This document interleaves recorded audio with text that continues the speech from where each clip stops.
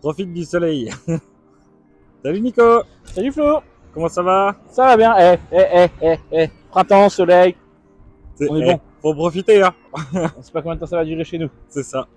Bon, aujourd'hui je t'ai ramené, ça fait longtemps qu'on s'est pas fait un petit porte-engin. Ouais. On s'était fait un porte-engin NRA ultra haut de gamme, béton. Là, plus classique, mais assez pratique parce qu'il est très bas. Ok.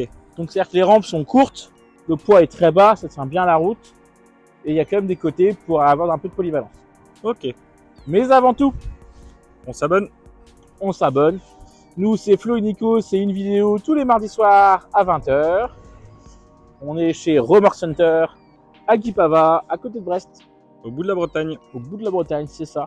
Si vous avez des questions, n'hésitez pas en commentaire ou à l'adresse mail qui s'affiche en bas de votre écran et en description aussi, accessoirement. Allez, jingle.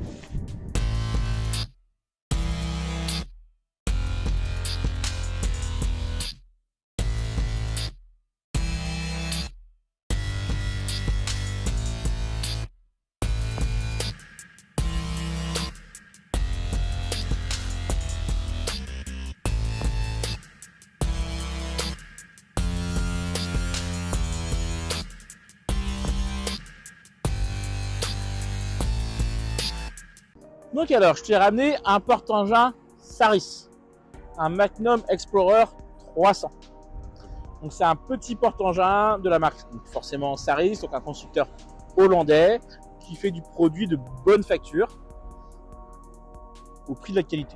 On a déjà vu des bennes de chez eux, je crois. On a fait des bennes de chez eux déjà pas mal. Ouais.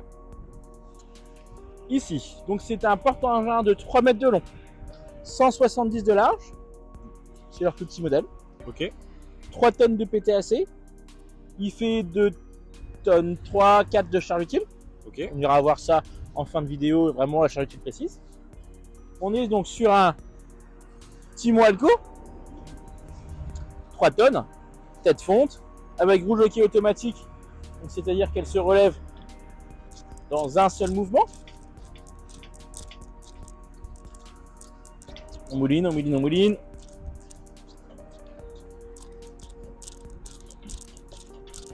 Hop, et là, elle va commencer à basculer pour que ça remonte dans le châssis. Ah oui, donc là, t'es sûr que ça touchera jamais, quoi. Bien sûr, ça touche pas le châssis, la route. On est sur une construction donc entièrement galvanisée à chaud. La particularité des porte-engins Saris, c'est que c'est un châssis continu. C'est une seule pièce qui commence à l'avant et qui se finit au niveau des rampes. Ok. Tout est imbriqué les unes dans les autres. Le but final à ça, c'est d'avoir le plancher le plus bas possible pour un châssis fixe. D'accord. Donc là, on a un plancher qui est à 40 cm du sol. Ça fait vraiment bas. Ce qui est super bon. On a des ridelles sur 3 côtés qui fait 30 cm. Celles-là sont pas enlevables. Ceux-là ne sont pas rabattables, elles sont structurelles. Ok. Ça fait partie du châssis de la caisse. D'accord. On a des pare cyclistes en acier soudés.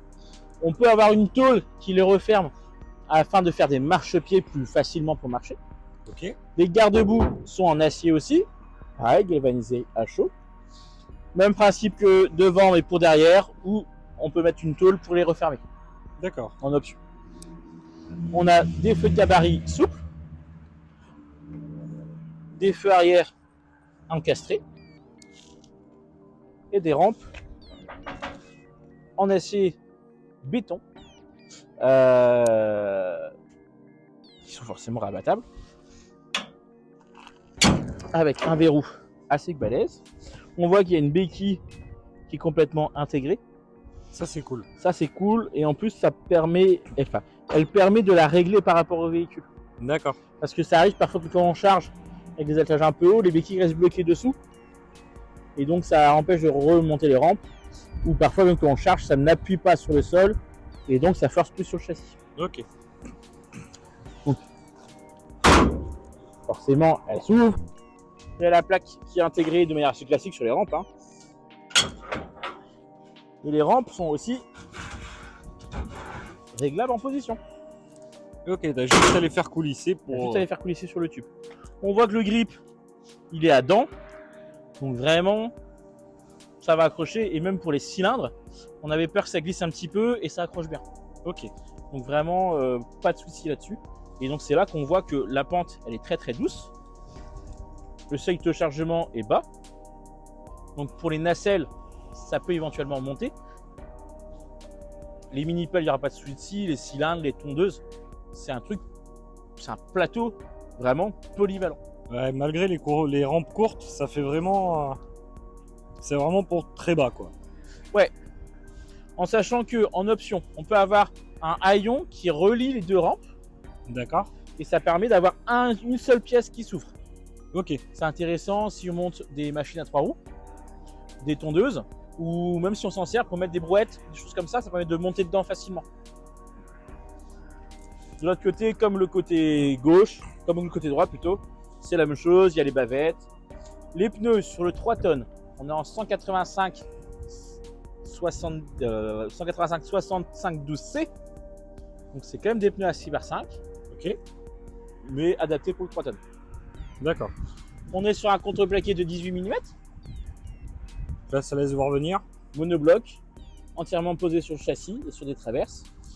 Il n'est pas très propre, c'est notre modèle d'expo, hein, mais c'est quand même fonctionnel. On voit qu'on a des anneaux rabattables. On en a 5 par côté. Et qui sont parfaitement intégrés dans le châssis. Et qui ne dépassent pas. Et il y en a 2 devant. Ok, donc ça fait vraiment pas mal de points de sanglage. Voilà, moi je trouve que c'est un petit porte-engin avec ces 2 tonnes 4. C'est-à-dire que c'est bien pour une mini-pelle de 1 tonne 8, 2 tonnes. Ouais. Une tondeuse, des choses comme ça. On sait que c'est béton, hein. C'est un porte-engin. La structure, c'est du 3 tonnes 5. Ce qui le définit en 3 tonnes, c'est les essieux et la tête d'attelage. Oui.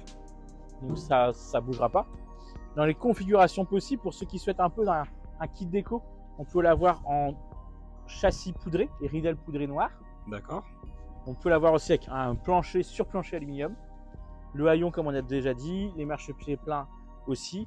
Et on peut adapter aussi des rehauses grillagées et des ridelles pleines comme nous on fait sur l'Arben. Ok. Des clins aluminium. Il n'y a pas de souci. Devant, il y a de quoi mettre un porte-godet pour les gens qui montent les mini-pelles à l'allemande. En sachant que à la française, on met la tourelle devant et la lame devant. À l'allemande, on met la lame devant, mais la tourelle derrière. Ok. C'est ce qu'on recommande de base. C'est ce que prévoit le constructeur, mais c'est ce que peu de gens font. Je t'ai fait un petit résumé sur le côté. Ouais. Qui te résume un petit peu la remorque. Et puis comme ça, on verra le prix. Donc on est sur un porte-engin de 3,06 m précisément. 168 de large. 3 tonnes de PTAC et donc 2 tonnes 365 de charge utile de base. On est en double essieu bien évidemment, flèche en V et en châssis fixe. Et ce porte-engin là, tel qu'il est là, on est sur une base de 5 625 € TTC. D'accord. Bah ça fait un beau petit porte-engin. Bah, voilà, c'est pas un monstre. Non mais c'est un compact. Ça évite d'avoir un énorme porte-engin quand t'as pas une énorme machine dessus non plus, quoi. C'est ça, c'est costaud, parce que celui-là on en a vendu pas mal à une époque. Et c'est vraiment bien. Pas de soucis sur celui-là. Pas particulièrement, du moins. On a même vendu donc à des guerriers et ça leur résistait. Oui. Et pour un prix assez placé. Par rapport à l'Enra, on est à 8-9 000 €. Là, on est plus agressif, là, déjà. Oui, et pourtant, il est quand même très bien conçu. Ouais, vraiment, on sent que c'est du costaud. Ouais, et ça. Du polyvalent aussi. Ok. Est-ce que ce porte-engin te plaît bien, ton petit Flo? Ouais. Ouais. Il a pas le look du Enra, mais c'est pas ce qu'on lui demande. C'est pas ce qu'on lui demande non plus, c'est sûr. Donc, non, il est très bien celui-là.